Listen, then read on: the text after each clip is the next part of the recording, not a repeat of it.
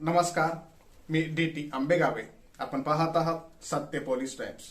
सामान्य जनतेचा आवाज बुलंद करण्यासाठी सत्य पोलीस टाइम्स या चॅनेलला आत्ताच सबस्क्राईब करा. सर्वांना जय भीम.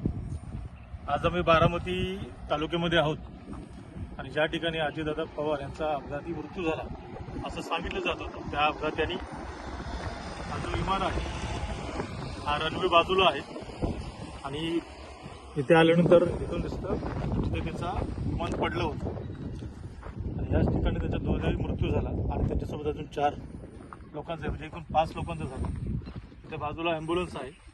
ज्यावेळी VIP मुवमेंट असते त्यावेळी ते ॲम्ब्युलन्स म्हणा किंवा काही ते नसतं, पण जसं सांगितलं जातं की धुके आले किंवा बाजूला रनवे वेगळा दिसला असेल, तसं बाजूला काहीच रनवे वगैरे हा प्रकार नाही आहे. इतका मोठा रनवे आहे.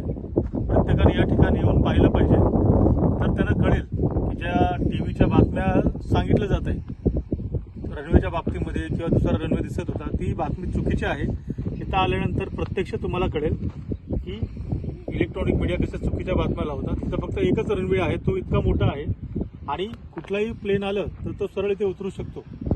त्याच्यामुळे नक्की काय प्रकार झाला आहे, दादांचा अपघाती मृत्यू झालेला आहे की षडयंत्र करून त्यांचा जीव घेतलेला आहे, पण त्यांच्यासोबत अनेक 4 लोकांचा जीव गेलेला आहे, त्यांच्या कुटुंबही उद्ध्वस्त झालेलं आहे. त्याच्यामुळे दादांना न्याय मिळाला पाहिजे. आणि ते राज्याचे उपमुख्यमंत्री होते. ह्या देशामध्ये असेच अगर गोपीनाथ मुंडेजी होते किंवा अनेक मोठे नेते या देशामध्ये असे अपघाती मृत्यूमध्ये गेलेले आहेत.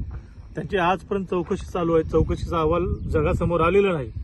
त्याच्यामुळे भीम आर्मीच्या माध्यमातून आम्ही संविधानाच्या चौकटीमध्ये काम करत आहोत आणि संविधानाच्या चौकटीमध्ये राहूनच या प्रकरणाचा सखोल अभ्यास करून चौकशी करून आम्ही कोर्टामध्ये दाद मागणार आहोत, न्याय मागणार आहोत.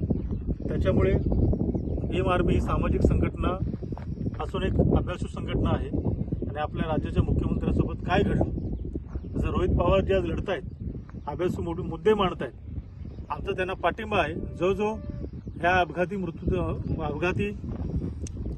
मृत्यू झालेला आहे किंवा जे षडयंत्र करून बोललं जातं की षडयंत्र करून यांना मारलं गेलेलं आहे, ज्या नागरिकाला असं वाटतं की या प्रकाराची सखोल चौकशी झाली पाहिजे किंवा न्याय मिळाला पाहिजे आणि कोण दोषी आहे, तर कोणी तर दोषी आहे त्याच्यावर गुन्हाही दाखल झाला पाहिजे. त्याच्यामुळे आम्ही बारामती तालुका पोलीस ठाण्यामध्ये निवेदनही दिलेलं आहे, CIDनं निवेदन दिलेलं आहे, ग्रामीण SP पुण्याचे आयुक्त यांनाही निवेदन दिलेलं आहे. आणि ह्या पुढे ज्या ठिकाणी निवेदन देण्याची गरज आहे किंवा कोर्टामध्ये जाण्याची गरज आहे, आम्ही त्या ठिकाणी जाणार आहोत. त्याच्यासाठी आमचा सुरुवात इथून आम्ही केलेली आहे, कारण ग्राउंड रिअलिटी ही माहिती असणं गरजेचं आहे. त्याच्यामुळे प्रत्येकाने ज्याला वाटतं की न्याय मिळाला पाहिजे किंवा प्रकरणाचं काय झालेलं आहे, या ठिकाणी प्रत्यक्ष ग्राउंडवर येऊन तुम्ही पाहिल्यानंतरच तुम्हाला कळेल आणि धक्का बसेल की चुकीची बातमी जी रनवेबद्दल सांगितली जात आहे ती चुकीची बातमी आहे आणि सत्य परिस्थिती ह्याच ठिकाणी तुम्हाला कळेल. त्याच्यामुळे सगळ्याला विनंती आहे की फक्त अजितदादा नाही, हे राज्याचे उपमुख्यमंत्री होते, पण त्यांच्यासोबत 4 व्यक्ती अजून होते, त्यांचाही जीव गेलेला आहे. त्याच्यामुळे आपण लढणारे कार्यकर्ते आहोत आणि प्रत्येकाला न्याय देण्याच्या भूमिकेत काम करत असतो. त्याच्यामुळे याही प्रकरणामध्ये न्याय मिळाला पाहिजे आणि जे आरोपी असतील तर त्यांना शिक्षा मिळाली पाहिजे. या ठिकाणी जशी लढाई करायची आहे ते संविधानाच्या चौकटीमध्ये आम्ही राहून लढणार आहोत आणि आपल्या सगळ्यांची ताकद आणि आशीर्वाद आम्हाला आमच्यासोबत असू द्या. लढाई मोठी आहे. सामान्य जनतेचा बुलंद आवाज, सत्य पोलीस टाइम्स.